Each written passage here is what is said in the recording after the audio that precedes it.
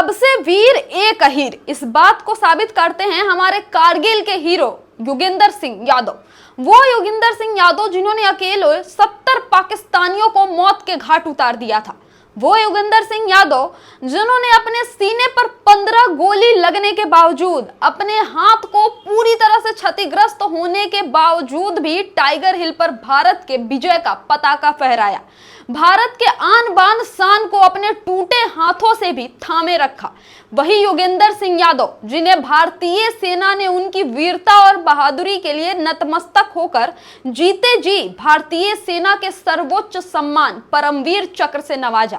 वो परमवीर चक्र जो केवल और केवल शहादत होने के बाद सेनाओं को दिया जाता है, उसी परमवीर चक्र से योगेंद्र सिंह यादव को जीते जी सम्मानित किया गया। और आज भी योगेंद्र सिंह यादव हमारे बीच में मौजूद है उस कारगिल युद्ध की वीरता और बहादुरी का प्रमाण बनकर। दोस्तों, कारगिल युद्ध के आज 19 साल हो गए हैं। देश कारगिल विजय दिवस मना रहा है और कारगिल के शहीदों को भी याद कर रहा है। लेकिन कारगिल के एक हीरो थे योगेंद्र सिंह यादव, जिनकी वीरता की गाथा जब आप सुनेंगे तो आपके रोंगटे खड़े हो जाएंगे, मेरा यकीन मानिए। तो योगेंद्र यादव की कहानी शुरू होती है 1980 से। 1980 में योगेंद्र सिंह यादव का जन्म बुलंदशहर के एक गांव अहीर में होता है। अहीर परिवार यानी यादव कुल के परिवार में होता है। योगेंद्र सिंह यादव के जो पिता थे वो भी सेना में थे, कुमाऊं रेजिमेंट का हिस्सा थे और पाकिस्तान के खिलाफ 1965 साथ ही साथ 1971 का युद्ध जीत चुके थे, युद्ध लड़ चुके थे।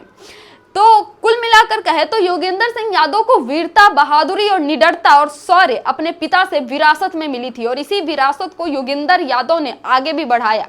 जब कारगिल का युद्ध शुरू हुआ उससे कुछ ही दिन पहले योगेंद्र यादव का शादी हुआ था, यानी 5 मई 1999 को योगेंद्र यादव की शादी होती है और 20 मई 1999 को योगेंद्र यादव अपनी मेहंदी लगी हाथों में राइफल और बंदूकें और ग्रेनेड और चाकू उठा लेते हैं देश की हिफाजत करने के लिए।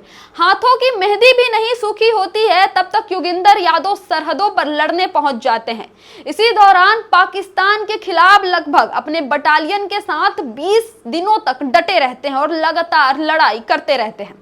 उस दौरान योगेंद्र यादव तोलोलिंग हिल थी, जो पहाड़ी थी, उसको फतेह करते हैं। उसके बाद योगेंद्र यादव को नया टारगेट दिया जाता है टाइगर हिल पर पताका फहराने का।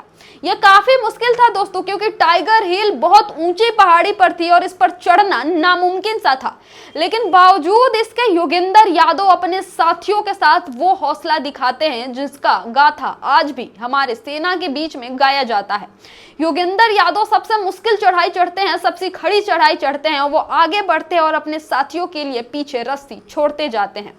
इस दौरान पाकिस्तानी सैनिक, भारतीय सेना, साथ ही साथ योगेंद्र यादव के बटालियन पर टूट पड़ती है। कई जवान शहीद हो जाते हैं और मोस्टली जो योगेंद्र यादव के साथी होते हैं वो शहादत को प्राप्त हो जाते हैं। लेकिन योगेंद्र यादव हार नहीं मानते। इसी पाकिस्तानी फौज से लड़ते हुए योगेंद्र यादव की हाथ भी टूट जाती है। एक हाथ पूरी तरह से क्षतिग्रस्त हो जाता है, हड्डियां चकनाचूर हो जाती है। लेकिन योगेंद्र यादव की वीरता देखिए, अपने दूसरे हाथ से अपने टूटे हुए हाथ को बांधते हैं बेल्ट से और आगे बढ़ते रहते हैं। इसी दौरान उन्होंने लगभग 70 से ज्यादा पाकिस्तानी सैनिकों को भगवान के पास भेज दिया, अल्लाह के पास भेज दिया, मौत के घाट उतार दिया। आगे योगेंद्र यादव बढ़ते हैं, उनके सीने पर लगती है 15 गोली, जो सीने को छल्ली करने के लिए काफी है। बावजूद 15 गोली के योगेंद्र यादव आगे बढ़ते हैं और टाइगर हिल पर विजय पताका फहराते हैं और शहादत को भी नहीं प्राप्त होते हैं। अपनी वीरता के दम पर भारत की ये विजय, भारत की ये जीत देखते हैं और वो आज भी जिंदा है, उस कारगिल की साक्षी बनकर, आज भी जिंदा है उस वीरता का साक्ष्य बनकर। उसके बाद सेना अगस्त महीने में योगेंद्र सिंह यादव को जीते जी परमवीर चक्र से नवाजती है और आज भी योगेंद्र यादव का ये किस्सा जो भी सुनता है उसके रोंगटे खड़े हो जाते हैं। योगेंद्र यादव की इस वीरता की कहानी, इस बहादुरी की कहानी को हर कोई नमन करता है और इस वीरता को हर कोई मिसाल के तौर पर देखता है। दोस्तों, योगेंद्र यादव ने साबित कर दिया कि एक वीर हजारों पर भारी है, एक भारतीय सेना हजारों पाकिस्तानी, चीनियों और दुश्मनों पर भारी है। योगेंद्र यादव की इस वीरता की कहानी को ज्यादा से ज्यादा लोगों तक पहुंचाइए। हमारे चैनल TDI न्यूज को फॉलो कीजिए और इस कमेंट सेक्शन में जय हिंद जरूर लिखिएगा। दोस्तों, बहुत बहुत धन्यवाद।